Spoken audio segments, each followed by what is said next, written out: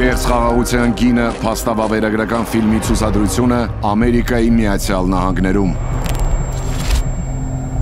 Լոս Անջելեսում բնակվող սիրելի հայրենակիցներ, բաց մի թողեք հնարավորությունը ներկա գտնվելու մարտի 26-ին երեկոյան 7:30-ին Փասադենայի AGBU արվեստի կատարողական կենտրոնի սրահում կայանալիք պրեմիերային։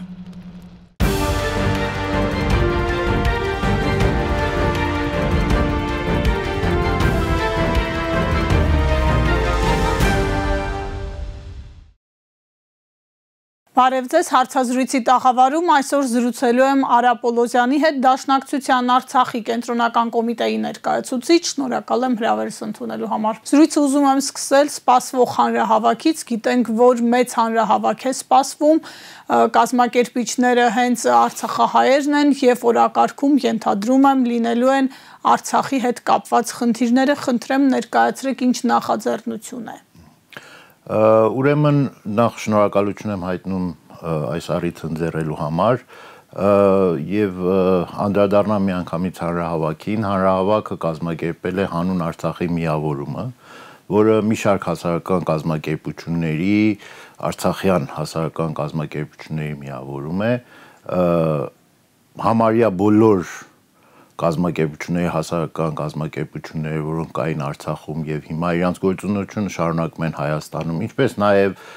որոշ էլի այդպես միավորումներ, որոշ հասարակական կազմակերպությունների գործիչներ, որոնք իրանց աշխատանքը Հայաստանում են սկսել եւ ծավալում, միասին ուրեմն դա այդ հանրահավաքն են նախաձեռնել։ Հանրահավաքը մենք որպես կուսակցություն, որպես դաշնակցություն նաև մեր աջակցությունն ենք հայտնել հանրահավաքին, մեր բոլոր ուժերով մասնակցելու ենք, ինչպես նաև հորդորել ենք մեր հայաստանյան ընկերներին էլ մասնակցելու, հարցը միայն չի վերաբերում արցախցիներին, այլ ընդհանուր այն մարդկանց, որ մտահոգ են Արցախով եւ իհարկե եւ այդ բանով որ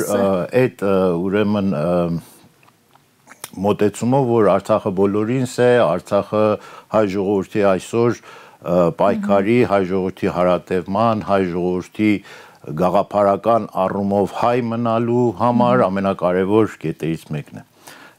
Կոնկրետ հանրահավաքին անդրադառնալով 4 հարց, ինչքան ես տեղյակ եմ նաև, շոշափվելու է այնտեղ։ Առաջինը վերադարձի հարցն է, հավաքական վերադարձի հարցը եւ իրավունքների հարցը Արցախահայության, Արցախի ժողովրդի, երկրորդը սոցիալական ծանր վիճակն է, մանավանդ որ շուտով ապրիլից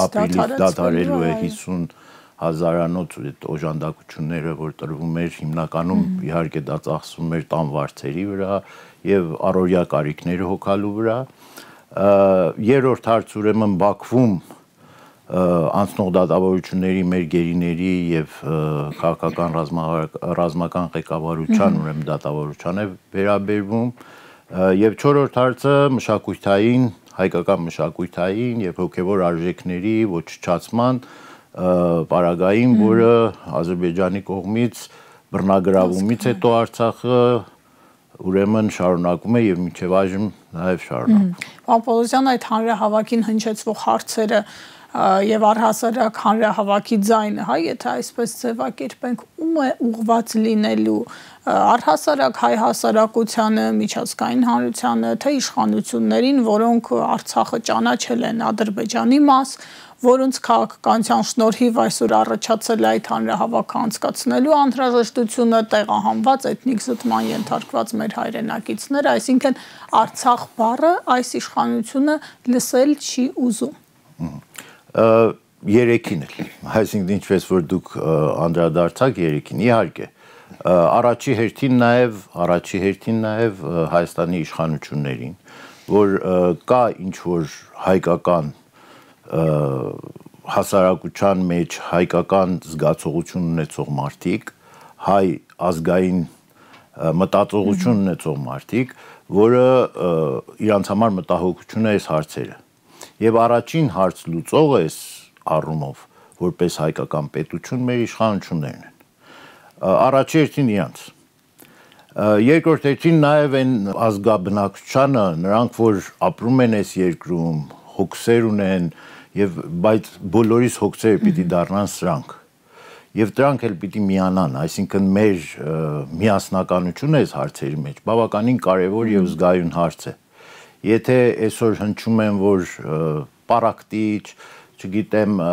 արցախցիներին վարկաբեկող խտրականություններ հակաարցախյան, այո, հակաարցախյան մթնոլորտ, դա պիտի կոտրվի։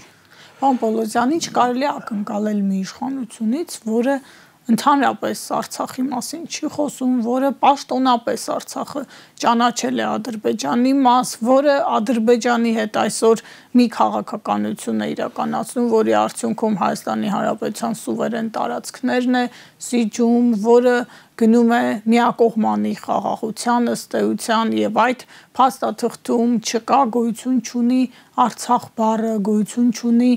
վերադարձի իրավունքի հիշատակումը, ավելին նրանք ասում են, որ այդ մասին հիմա չեն կարող խոսել, առհասարակ այդ օրակարգը սպասարկելու ի վիճակի չեն ու ըստ էության ցանկություն էլ չունեն, չեն տեսնում նաեւ հեռանկար դրա համար։ Նախ, այսպես ասեմ, շատ եթե կարճ ուզենամ պատասխանեմ, ոչ չակնկալել պետք չի իրանցից։ Ակնկալիքը այնտեղ է լինում, որ ճնշում է բանեցում։ Այսինքն, եթե մենք կարողանանք համապատասխան ճնշում բանեցնենք, իրանք պարտավոր են, որ այդ հարցերը բարձրացնելու։ Իսկ հիմնականում եթե չեն կարողանել, եթե իրանք խոստովանում են, որ չեն կարող հայ ժողովրդի ազատագրական պայքարի, հայ ժողովրդի իդեալների համար որևէ բան անել, իրանց տեղը այդտեղ չի։ Իրանք պիտի խելքը գլխներին հավաքեն եւ թողնեն գնալ։ Տեսեք, օրակարգում իրենց չկա, իրենց օրակարգը բոլորովին այլ է։ Իհարկե, դա անկարողությունից է, որ իրանց օրակարգում չկա։ Դա ապաշնորհությունից է, որ իրանց օրակարգում չկա, բայց հարցը նաև գաղափարական հարց է։ Տեսեք, հիմա խոսում է օրինակի համար Հայաստանի կետերի սահմանադրության փոփոխ, հիմնական բոլորս էլ գիտենք, խաբելու բան չկա այստեղ, որ հիմնական նպատակն է, որ հայոց ցեղասպանության հարցը եւ Արցախի միավորման հարցը Հայաստանի հանվի այդ սահմանադրության մեջ։ Բայց այդտեղ կա խորքային հարցեր։ Հռչակագիրը հիմա շատ ասում են ծննդական, բայց իմ կարծիքով ոչ թե ծննդական, այլ նպատակն է այս միավորման, այսինքն Հայաստանի Հանրապետության ստեղծման։ Եթե այդ հռչակագրի նպատակները չեն իրականանում, եթե այդ, այսինքն ունակ չենք որ իրականացնելու, ոչ թե դա պիտի փոխենք, այլ պիտի փոխենք այն մարդկանց, որը չեն կարողանում այդ միավորումը այդ նպատակներով առաջնորդել։ Այդ առումով շատ կարևոր է, որ Արցախի հարցը եղել է Հայաստանի Հանրապետության կյանքի կոչվելու հիմնական հիմնաքարերից մեկը։ Մեր բանակը, մեր պետականությունը, մեր պետական միավորները այդ գաղափարով են ստեղծվել։ Այդ գաղափարի հիմքով են ստեղծվել։ Եվ եթե հիմա չկա, այդ օրակարգ չկա, հանվում է կամ ինչ որ հիմա խոսնակներ, այսպես ասած, ասում են մենք չենք կարող զբաղվել այդ հարցով, չպիտի զբաղվենք այդ հարցով, բայց ժողովուրդ պիտի լավ ապրի, ժողովուրդ լավ չի ապրի, ժողովրդի լավ ապրելու համար միայն ստամոքսը Այդ չի որ ստամոքսը լեցվի, կամ հանգիստ ապրի, կամ լավ հագնվի, կամ հարստանա։ Իրանց գաղափարական վերջերս ուրեմն հայտարարված այսպես գաղափարական հիմունքների վրա դա է, բայց դրանով չի մարդը ապրում։ Հին խոսք կա, չէ, որ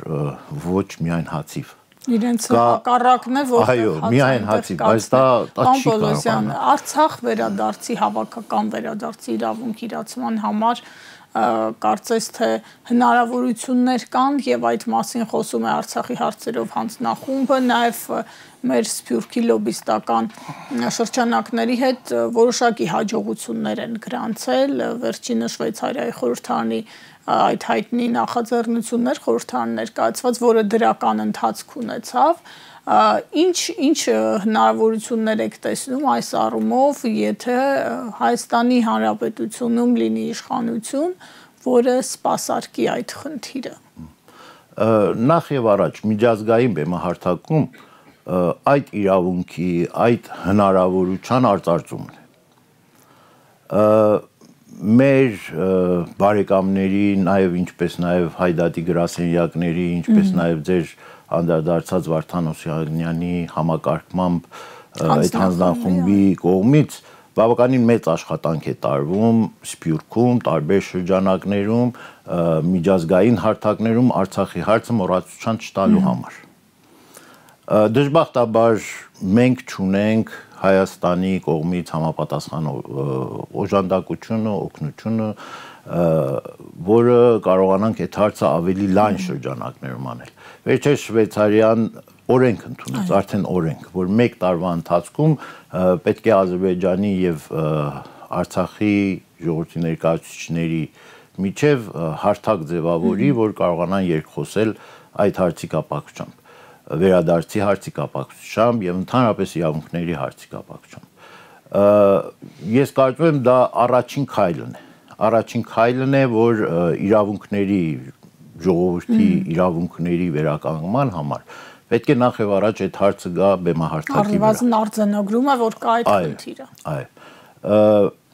Բայց ընդհանուր անդրադառնալով Արցախի հարցին կա 3 ուղղություն, կարծում եմ։ Առաջին իրավական հարցն է։ Իրավական հարցը շատ լայն ասպարեզով, թե ներքին առումով, թե արտաքին առումով։ Արտաքին առումով այդ ասի միջազգային հարթակներում, իրավական դատարաններում, չգիտեմ, ինչ մեր հարցեր ներկայացնելն է։ Դժբախտաբար այդտեղ Հայաստանի իշխանություններ չկան։ Եվ դեռ առավել ուզում են իրանց հայցերը Հայաստանի պետությունը բոլոր հայցերն էլ Արցախին են կապվում։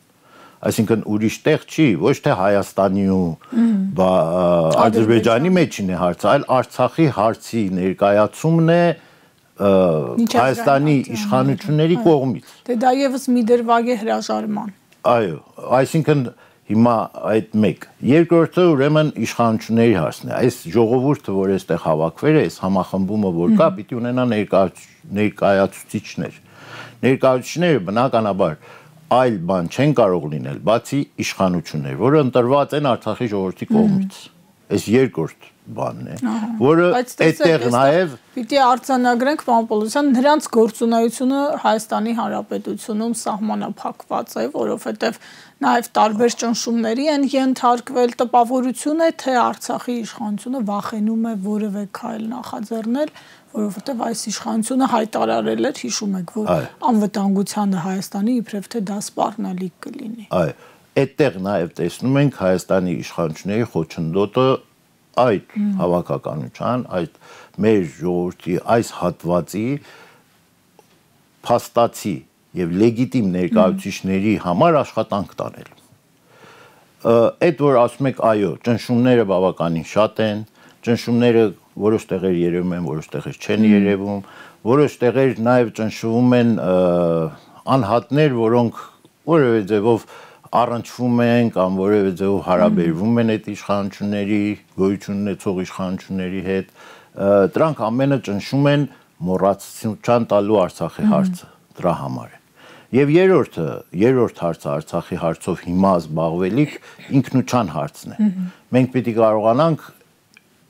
այդ հավաքականությունը, մեր ժողովրդի այդ հատվածը պահել թե մշակութային առումով, թե հարաբերական առումով իրար հետ հարաբերությունների, մեկտեղ հավաքվելու, որպես կոմպակտ միավոր։ Հիմա տարբեր ձևերով, մեծ քաղաքի մեջ դժվար է այդ կոմպակտ միավորը պահելու կամ ավելի մեծ տեղում դժվար է, բայց համենայն դեպս հասարակական դաշտում, մշակութային դաշտում, չգիտեմ, նույնիսկ քաղաքական դաշտում ես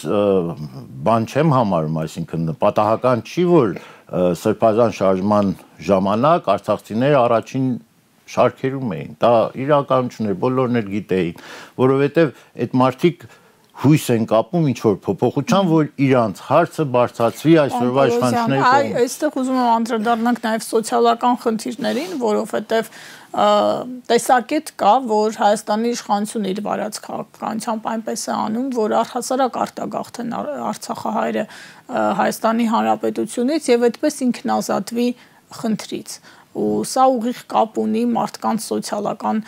խնդիրների, իրենց ապահովության, բարեկեցության, մինիմալ գոնե նվազագույն պայմանների ապահովման անհրաժեշտության հետ ու դուք խոսքի սկզբում ասացիք, որ արդեն շուտով ապրիլ ամսից այդ 50,000 դրամներից մարդիկ զրկվելու են։ Կխնդրեմ ներկայացնել սրա հետևանքները ինչպիսին են լինելու ու նաև չունենք տվյալներ թե որքան է կազմում արտագաղթը Արցախահայերի շրջանում, տվյալներին տիրապետում է միայն իշխանությունը, իրական պատկերը ինչպիսին են ձեր շփումները, ինչ են ցույց տալիս։ Նախ եւ առաջ ասեմ, դա նաեւ իմ տեսակետից իրավունքի հարց, այսինքն այն քաղաքացին, որ ունի Հայաստանի Հանրապետության անձնագիր, Հայաստանի Հանրապետության անձնագիր ունեն բոլոր արցախցիները։ Հիմա ինչ որ կեղծ որոշմամբ, ինչ որ կեղծ ուրեմն փաստարկմամբ ուզում են ասել ոչ, սրանք Հայաստանի Հանրապետության քաղաքացի չեն, բայց այդպես չի, այսինքն բոլորն էլ խորքում գիտեն, որ այդ չի։ Դա պատրվակներ են, ինչ որ ձևով իրավունքներ խախտելու համար։ Այդ իրավունքների շարքում է նաև այդ մարդկանց արժանապատիվ ապրելը Հայաստանում։ Եթե քո հանցանքով, քո թուլակամությամբ, քո թուլության պատճառով չես կարողացել այդ քո քաղաքացիներին պահել մի տեղում, իրենց բնակավայրում պահել, այժմ պատասխանատու ես պետություն պատասխանատու ես, որ դրանց կարողանաս արժանապատիվ տեղավորել, պահել մինչև այն ժամանակ, որ կամ լուծել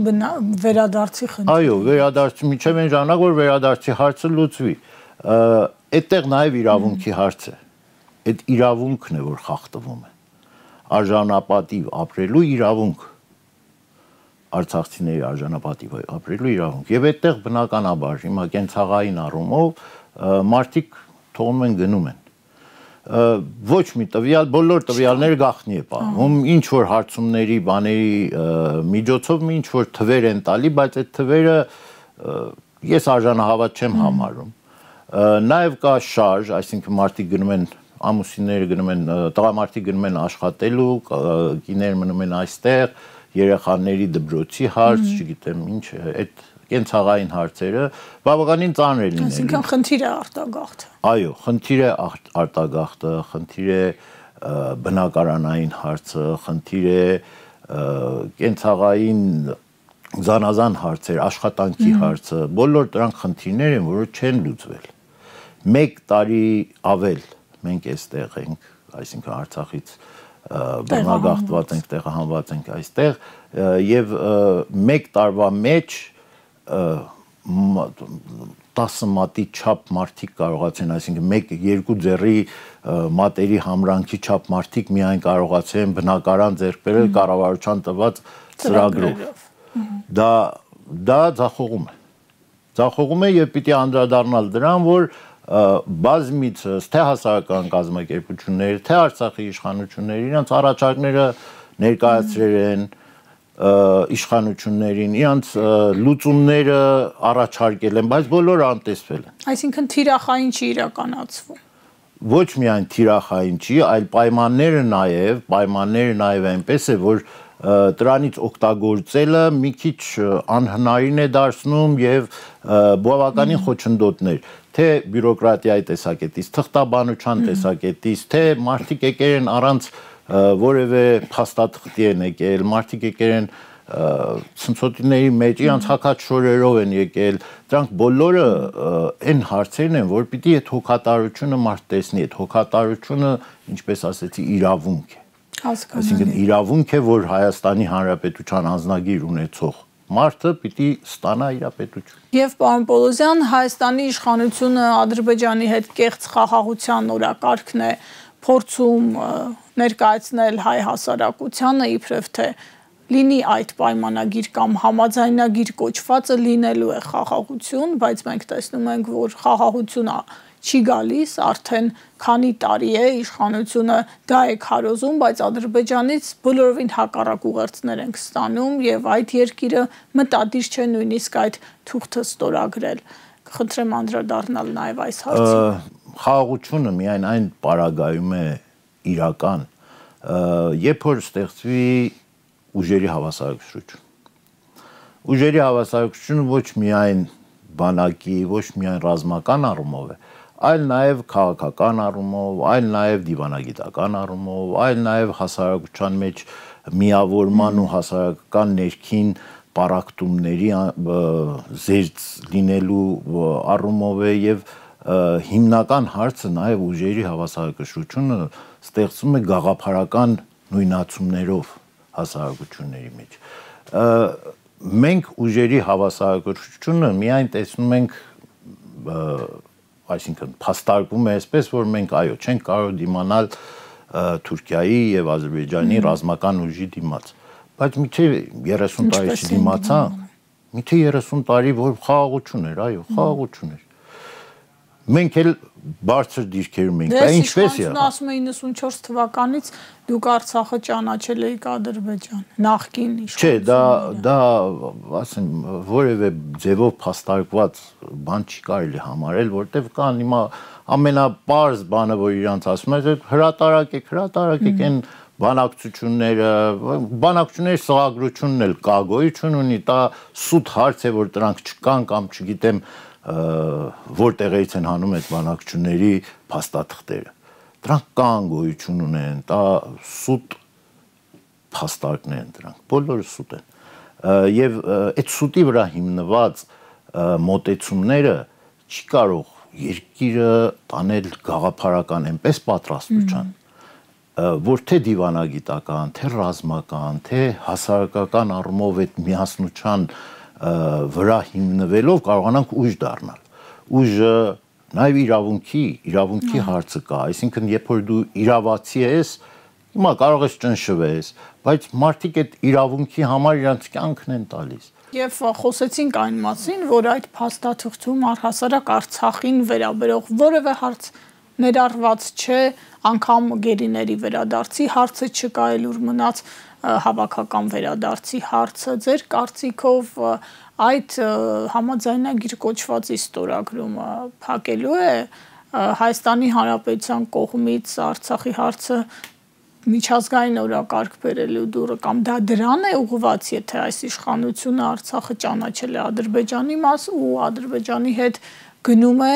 Հայաստանի Հանրապետության հարաբերությունները կարգավորման ճանապարհով, որտեղ Արցախը ընդհանրապես գոյություն չունի։ Տեսեք, այս ներքին իմաստով սա կասեմ թուլակամության հետևանք է սա բոլորը, զիջումները, կամ այդպես համաձայնություն Ադրբեջանի բոլոր պահանջներին, մի քանի օր առաջ ասում են, ինչ ենք զիջել, հենց են որ զիջերեք այդ պայմանագիրը ստորագրելը եւ դրա մեջ չներառելը Արցախի հարցը, գերիների հարցը, չգիտեմ, ադրբեջական ուժերը Հայաստանի սահմաններից դուրս գալու հարցը, դա զիջում է։ Դա զիջում է, դա այլևս ինչ զիջում։ Մնացած դրանից ինչպես պիտի անես։ Այո, ես այս սահմանը չեմ անցնելու, դու էլ այս սահմանը չես անցնելու։ Այդպես բանով չի, բայց ինքը մենք բան ունենք պահանջելու իրանից։ Եվ առանց դրանց չի կարող լինի խաղաղություն։ Առանց այդ պահանջների ներկայացման չի կարող լինի խաղաղություն։ Առանց իրավունքների վերականգնման չի կարող լինի խաղաղություն։ Առանց մեր ժողովրդի իր պապենական, իր